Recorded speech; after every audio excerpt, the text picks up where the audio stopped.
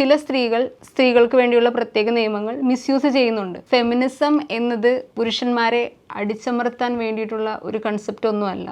എപ്പോഴൊക്കെ ഫെമിനിസ്റ്റുകൾ സ്ത്രീകളുടെ ആവശ്യം മുൻപോട്ട് കൊണ്ടുവന്നിട്ടുണ്ടോ അപ്പോഴെല്ലാം ഓരോ കാരണങ്ങൾ പറഞ്ഞ് ആൻറ്റി ഫെമിനിസ്റ്റുകൾ അതിനെ എതിർത്തിട്ടുണ്ട്. ഇപ്പോൾ പലപ്പോഴും ഫെമിനിസം അല്ലെങ്കിൽ ഫെമിനിസ്റ്റ് എന്നുള്ളൊരു വേർഡ് ഒരു മോശം വാക്കായും ഒരു അബ്യൂസീവ് വേർഡായിട്ടൊക്കെ യൂസ് ചെയ്യുന്നത് കണ്ടിട്ടുണ്ട്. പുരുഷനോട് വിദ്വേഷമുള്ള വെറുപ്പുള്ള ഒരു സ്ത്രീ ഫെമിനിസ്റ്റ് അല്ല, അത് മിസാൻഡ്രി എന്നാണ് അതിന് പറയുന്ന വേർഡ്. ഈ ഫെമിനിസ്റ്റുകളും മിസോജിനിസ്റ്റുകളും മിസാൻഡ്രിസ്റ്റുകളും പാട്രിയാർക്കിയിൽ വിശ്വസിക്കുന്നവരും മെയിൽ ഷോവനിസ്റ്റുകളും എല്ലാം കൂടിച്ചേർന്നതാണ് നമ്മളുടെ സമൂഹം. നമസ്കാരം, ഞാൻ അരുണ, കേരള ഹൈക്കോടതിയിലെ അഭിഭാഷകയാണ്. ഇന്ന് നമുക്ക് കുറച്ച് ഫെമിനിസത്തെക്കുറിച്ച് ഡിസ്കസ് ചെയ്യാം.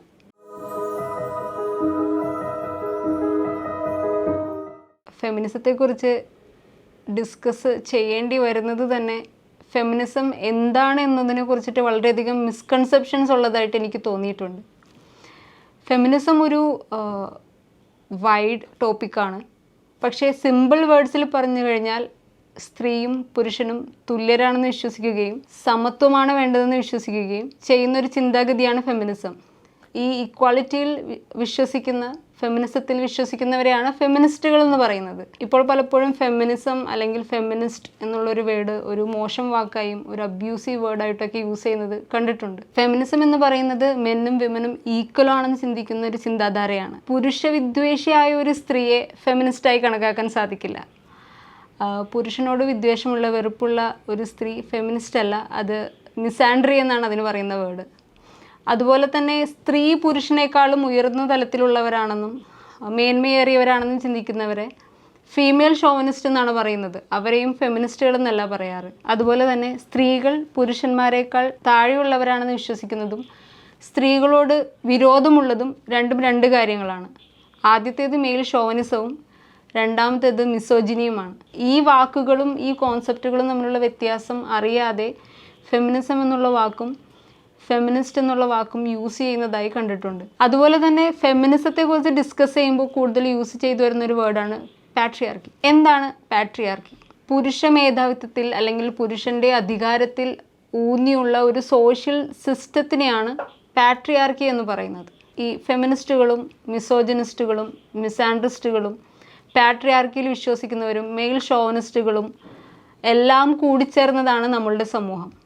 പക്ഷേ നൂറ്റാണ്ടുകളായി നമ്മളുടെ സമൂഹത്തിൽ ഭൂരിഭാഗം ഉള്ളത് മെയിൽ ഷോവനിസ്റ്റുകളും അല്ലെങ്കിൽ മിസോജിനിസ്റ്റുകളും അല്ലെങ്കിൽ പാട്രിയാർക്കിയിൽ വിശ്വസിക്കുന്നവരും ആയതുകൊണ്ട് സ്ത്രീ സമൂഹത്തിന് പുരുഷന്മാരുടെ ഒപ്പം വളരാൻ സാധിക്കാത്ത ഒരു സിറ്റുവേഷൻ ഉണ്ടായിരുന്നു. ജീവിതത്തിൻ്റെ റേസിൽ പുരുഷ സമൂഹം വളരെ മുൻപോട്ട് പോവുകയും ഈ നിലനിൽക്കുന്ന പ്രശ്നങ്ങൾ കാരണം സ്ത്രീകൾ തഴയപ്പെടുകയോ കാതങ്ങളോളം പിന്തള്ളപ്പെടുകയോ ചെയ്തിട്ടുണ്ട്. ഇത്തരം സിറ്റുവേഷനുകളിലാണ് ഫെമിനിസ്റ്റ് മൂവ്മെൻറ്റുകൾക്ക് പ്രസക്തി വരുന്നത്. ഇപ്പോൾ സ്ത്രീകളുടെ അവകാശമാണെന്ന് സ്വാഭാവികമായി അംഗീകരിക്കപ്പെടുന്ന പല അവകാശങ്ങളും ഫെമിനിസ്റ്റ് മൂവ്മെൻറ്റുകളിലൂടെ കണ്ടിന്യൂസ് ഫൈറ്റിലൂടെ നേടിയെടുത്തതാണെന്ന് വിശ്വസിക്കാൻ പ്രയാസമാണ്.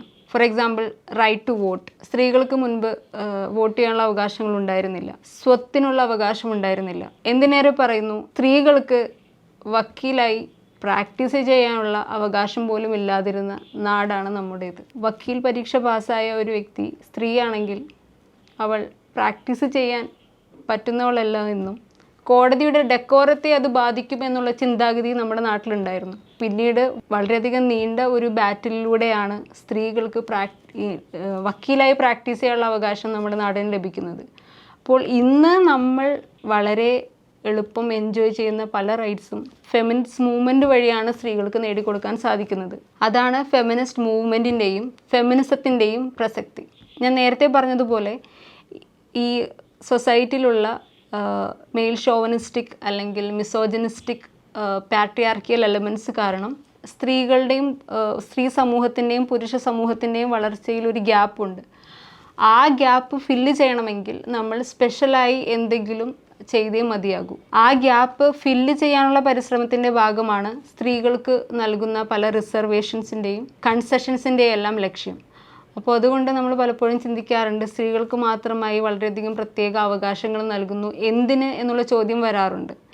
വളരെ നൂറ്റാണ്ടുകളായിട്ടുള്ള ഈ അടിച്ചമർത്തലുകൾ കാരണം വളരെ ദൂരം പിന്നോട്ട് പോയിരിക്കുന്ന ഒരു സമൂഹത്തെ വളരെ ദൂരം മുന്നോട്ട് പോയൊരു സമൂഹത്തിൻ്റെ കൂടെ എത്തിച്ചേർക്കാൻ ഇത്തരം റിസർവേഷൻസും കൺസെഷൻസും അത്യാവശ്യമാണ്. ഈ കാരണങ്ങളെല്ലാം കൊണ്ടാണ് സ്ത്രീപക്ഷ നിയമങ്ങൾ ആവശ്യമായി വന്നതും. ഞാൻ ജെൻഡർ ന്യൂട്രൽ നിയമങ്ങൾ വരണം എന്ന് വിശ്വസിക്കുന്ന ഒരാൾ കൂടിയാണ്. ഒരു ആൺകുട്ടിക്കോ ഒരു പുരുഷനോ സെക്ഷൽ ഹറാസ്മെൻറ്റോ മറ്റു വിധത്തിലുള്ള ഹറാസ്മെൻറ്റോ നേരിടുകയാണെങ്കിൽ അവർക്കും നീതി ലഭിക്കാനുള്ള സംവിധാനങ്ങൾ നമ്മുടെ നാട്ടിൽ വേണം എന്ന് വിശ്വസിക്കുന്ന ഒരാളാണ്. പക്ഷേ സ്ത്രീപക്ഷ നിയമങ്ങളെ എടുത്തു കളഞ്ഞുകൊണ്ടല്ല അവർക്ക് നീതി നടപ്പിലാക്കേണ്ടത്. നിലവിലുള്ള നിയമങ്ങൾ ഉപയോഗിച്ചുകൊണ്ടും അതിനെന്തെങ്കിലും പോരായ്മകളുണ്ടെങ്കിൽ പുതിയ നിയമനിർമ്മാണം നടത്തിക്കൊണ്ടും പുരുഷന്മാരുടെയും ആൺകുട്ടികളുടെയും റൈറ്റ്സ് പ്രൊട്ടക്റ്റ് ചെയ്യപ്പെടേണ്ടത് തന്നെയാണ്. പക്ഷേ അത് വരുന്നതുവരെ സ്ത്രീപക്ഷ നിയമങ്ങൾ പാടില്ല അല്ലെങ്കിൽ സ്ത്രീപക്ഷ നിയമങ്ങൾ പ്രശ്നമാണ് എന്ന് ഉള്ള ആറ്റിറ്റ്യൂഡ് സമൂഹത്തിന് വളരെയധികം ദോഷം ചെയ്യും. ശരിയാണ്, ചില സ്ത്രീകൾക്ക് വേണ്ടിയുള്ള പ്രത്യേക നിയമങ്ങൾ മിസ്യൂസ് ചെയ്യുന്നുണ്ട്. അത് സത്യമായ കാര്യം തന്നെയാണ്. പക്ഷേ മിസ്യൂസ് ചെയ്യപ്പെടുന്നു എന്നുള്ളത് ഒരു നിയമം റദ്ദാക്കുവാനുള്ള ഒരു വാലിഡ് റീസൺ അല്ല, കോടതിക്ക് റദ്ദാക്കുവാനുള്ള വാലിഡ് റീസൺ അല്ല. കാരണം പല നിയമങ്ങളും പലപ്പോഴും മിസ്യൂസ് ചെയ്യപ്പെടുന്നുണ്ട്. ആ മിസ്യൂസ് പ്രിവെൻറ്റ് ചെയ്യാനുള്ള ആക്ഷൻസ് എടുക്കുക, അതുകൂടാതെ മിസ്യൂസ് ചെയ്യുന്നവർക്കെതിരെ ലീഗൽ ആക്ഷൻസ് എടുക്കുക, അതാണ് ശരിയായ നടപടികൾ. മിസ്യൂസ് ചെയ്യുന്നു എന്നുള്ള കാരണത്താൽ സ്ത്രീപക്ഷ നിയമങ്ങൾ ഒഴിവാക്കിക്കഴിഞ്ഞാൽ ആ നിയമങ്ങൾ കൊണ്ട് മാത്രം സംരക്ഷണം ലഭിക്കുന്ന ഒരു വലിയ വിഭാഗം സ്ത്രീകൾക്ക് സംരക്ഷണം നഷ്ടമാവുകയും അവർ അടിച്ചമർത്തപ്പെടുകയും ചെയ്യും. ഫെമിനിസത്തിൻ്റെ കാര്യം പറയുമ്പോൾ കൂടെ പറയേണ്ട ഒന്നാണ് ആൻറ്റി ഫെമിനിസം. എപ്പോഴൊക്കെ ഫെമിനിസ്റ്റുകൾ സ്ത്രീകളുടെ ആവശ്യം മുൻപോട്ട് കൊണ്ടുവന്നിട്ടുണ്ടോ അപ്പോഴെല്ലാം ഓരോ കാരണങ്ങൾ പറഞ്ഞ് ആൻറ്റി ഫെമിനിസ്റ്റുകൾ അതിനെ എതിർത്തിട്ടുണ്ട്. സ്ത്രീകൾക്ക് വോട്ടവകാശം കൊടുക്കേണ്ടതില്ല എന്നും സ്ത്രീകൾക്ക് എന്തിനാണ് ഹയർ എഡ്യൂക്കേഷൻ കൊടുത്ത് അവർക്ക് അഡീഷണൽ ബേർഡൻ കൊടുക്കുന്നത് എന്നുള്ള വാദഗതികളെല്ലാം മുൻപ് ഉന്നയിക്കപ്പെട്ടിട്ടുള്ളതാണ്. പക്ഷേ ആ വാദങ്ങൾ ശരിയാണ് എന്ന് പല ആൻറ്റി ഫെമിനിസ്റ്റുകൾ പോലും ഇപ്പോൾ അംഗീകരിക്കില്ല. അതുകൊണ്ട് ഫെമിനിസം എന്നത് പുരുഷന്മാരെ അടിച്ചമർത്താൻ വേണ്ടിയിട്ടുള്ള ഒരു കൺസെപ്റ്റ് ഒന്നുമല്ല. അടിച്ചമർത്തപ്പെട്ടു പോയ ഒരു വിഭാഗത്തിനെ അപ്ലിഫ്റ്റ് ചെയ്യുന്നതിന് വേണ്ടിയിട്ടുള്ള ഒരു മൂവ്മെൻ്റാണ് ഫെമിനിസം. നമ്മൾ ഇമ്പാർഷ്യലായി വെറുതെ ഇരുന്ന് ആലോചിച്ചാൽ മനസ്സിലാകുന്ന കോൺസെപ്റ്റുകളാണ് ഇവയെല്ലാം. ഇവയിൽ ഏതാണ് ശരി ഏതാണ് തെറ്റ് എന്ന് ചിന്തിച്ച് മനസ്സിലാക്കാനുള്ള ബുദ്ധിയും ബോധവും നമ്മൾക്ക് എല്ലാവർക്കും ഉണ്ട്. ഇത് ഉപയോഗിക്കാത്തതാണ് നമ്മുടെ സമൂഹം നേരിടുന്ന ഏറ്റവും വലിയ പ്രശ്നവും. ഫെമിനിസ്റ്റുകളുടെ വാദങ്ങളും ആൻറ്റി ഫെമിനിസ്റ്റുകളുടെ വാദങ്ങളും മറ്റുള്ളവരുടെ വാദങ്ങളും എന്താണെന്ന് മനസ്സിലാക്കാനുള്ള എല്ലാ ഉപാധികളും നമുക്കിപ്പോഴുണ്ട്. അതെല്ലാം നമുക്ക് വായിച്ച് മനസ്സിലാക്കാവുന്നതും ആണ്. അത് മനസ്സിലാക്കാനുള്ള കഴിവുകളും നമുക്കെല്ലാവർക്കും ഉണ്ട്. പക്ഷെ നമ്മൾ ആ കഴിവ് യൂസ് ചെയ്യാതിരിക്കുമ്പോൾ ഇങ്ങനെയുള്ള കാര്യങ്ങൾ സ്വന്തമായി അനലൈസ് ചെയ്യാതെ സ്വന്തമായി ഒരു കൺക്ലൂഷനിൽ എത്തിച്ചേരാതെ ഇരിക്കുമ്പോഴാണ് സമൂഹത്തിൽ ഡെമോക്രാറ്റിക് ഡിസ്കോഴ്സസ് അസാധ്യമാകുന്നതും പല കോൺസെപ്റ്റ്സിനെ കുറിച്ചിട്ടും വളരെയധികം മിസ്കൺസെപ്ഷൻസ് സ്പ്രെഡ് ആകുന്നതും. That's all from me now. I am signing off. Thank U.